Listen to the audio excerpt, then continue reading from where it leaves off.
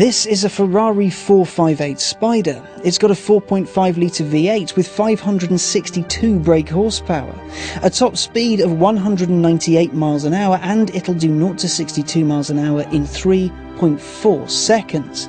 Not only is it fast, but it's beautiful too.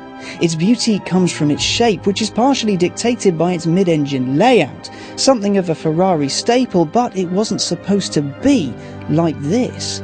Ferraris weren't supposed to have anything other than V12s. Allow me to explain. I want to tell the story of Enzo Ferrari and his son, Dino. Dino's legacy is right here in this 458 Spider. It's in every Ferrari that doesn't have a V12 engine. You see, Alfredo Ferrari was the apple of Enzo's eye. He was going to be his successor, to carry the torch when Enzo was no longer around. For his entire life he was groomed in all things Ferrari. Then he went to study economics at Bologna, and after that he was sent to Switzerland to study mechanical engineering. It was there, though, that his health began to deteriorate. Alfredo, or Dino to his father, found movement difficult. Doctors didn't know what was wrong at first, and 2 years into his engineering studies he moved back to Modena. Dino had Duchenne muscular dystrophy and his muscles were wasting away. During his time in Modena, Dino created the 750 Monza Racer and was the inspiration behind a new 1.5 litre V6 race engine. Dino Ferrari died on the 30th of June 1956. He was just 24 years old. Understandably, Enzo didn't take the loss particularly well. It hit him quite hard. He was his son, his heir, his everything. After a little while, Enzo found the perfect way to memorialise his son, though, not by just naming a car after him, but by naming an entire brand after him, the Dino. The Dino cars, well, they were supposed to be the affordable cars made by Ferrari, designed to take on the likes of the Porsche 911 and what have you, but they were never going to have a V12. Those were reserved for the full-fat Ferraris. When it came to engine layout, Enzo was hesitant about using mid-engines because, well, he thought his customers might find them a little bit tricky to get to grips with. After a while, though, he saw sense. In 1968, the first Dino appeared, the 206 GT. It came with a mid-mounted 2-litre V6, the one inspired by Dino himself. Over its year lifespan, 150 were made, and in 1969 it was succeeded by the 246 GT and GTS. The 246 wasn't the last Dino, though. That would be the 308 GT4. From 1973 to 1976, the 3-litre V8-powered 2+2 wore the Dino badge. In 76, it became a full-fat Ferrari and started a tradition of mid-engined rear-wheel drive V8 prancing horses.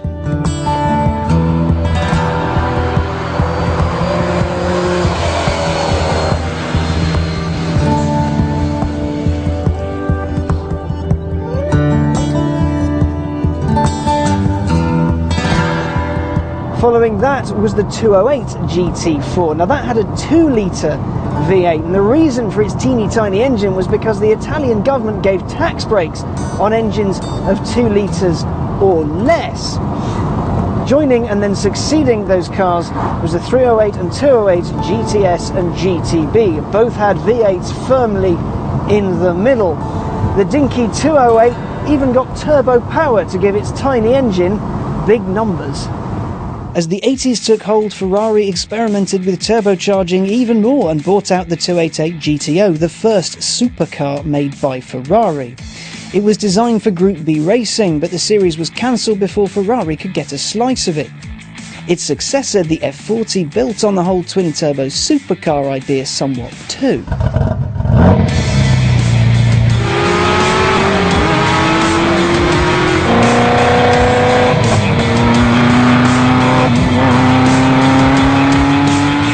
Then came the 328, the 348, the legendary 355, the 360, the 430, and this, the 458, and numerous iterations of each in between. And they all happened because of one man and his idea. Now, I've driven a 458 before. I drove the coupe, and unsurprisingly, it was an utterly brilliant car. So, what's it like if you take the roof off? Well, there's surprisingly little difference between the two. Obviously, you get a lot more headroom. That's not really a surprise. And the roof is very, very smart. It can go down in just 14 seconds dead. Someone once said to me that one of life's true great experiences is driving with the roof down in a bright red Ferrari, and you know what? They were right. I'd never experienced that before today, and I'm so glad I have. The sun's shining, I've got the sound of a beautiful V8 right behind my head, and the way it delivers its sound. The 458 Spider is about experiencing the noise, because the noise in the cabin, oh, it's very good. Race mode, down a cog, noise!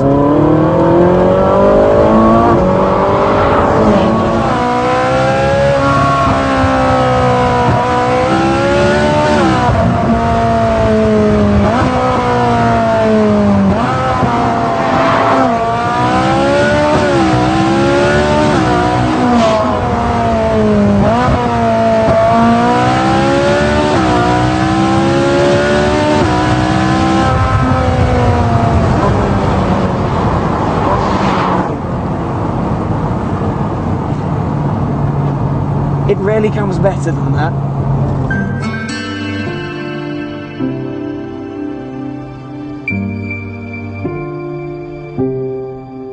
It's a bit good then, of course that's to be expected. It's a modern mid-engine V8 Ferrari.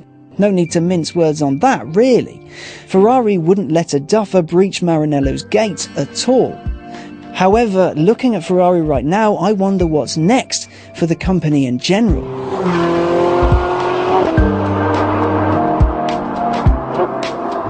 Ferrari's self-titled halo car, the LaFerrari, uses super advanced hybrid tech to go harder and faster than any Ferrari before it. And because of that, it emits 330 grams per kilometre of carbon dioxide, which is pretty impressive for a car that kicks out nearly 1,000 horsepower. Then take a look at the new California T. Not only has the California had a rather natty redesign, it's also been given a smaller engine with a turbocharger. Now what that means is that the California now emits 50 grams per kilometre less than the old car. It also has a pretty epic torque figure and manages very impressive MPG numbers for a car with a 3.8 litre engine. It seems that turbos are the way to go for efficiency and for torque. They're not just for GTIs and diesels anymore. They're for everything.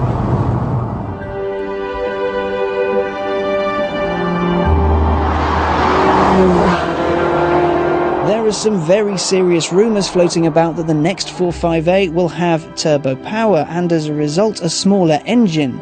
If that were true, then this car is something of an ending. The last naturally aspirated mid-engine Ferrari. Some may moan endlessly about how the noise will change and how it may never be the same again, but think about it laterally.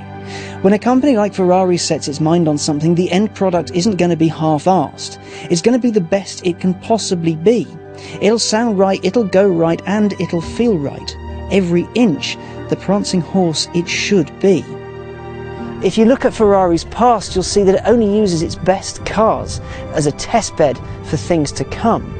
The likes of the 288 GTO, the F40, the F50, the Enzo, and the LaFerrari, they aren't there simply to look pretty, go a bit quicker than the rest of the range and be monumentally expensive. No, they're there to show what the next generation of Ferrari's road cars are going to be like. But whatever Ferrari does in future, the 458 is a truly stunning piece of engineering, and the only reason it's here is because of one man whose life was cut tragically short, and his great idea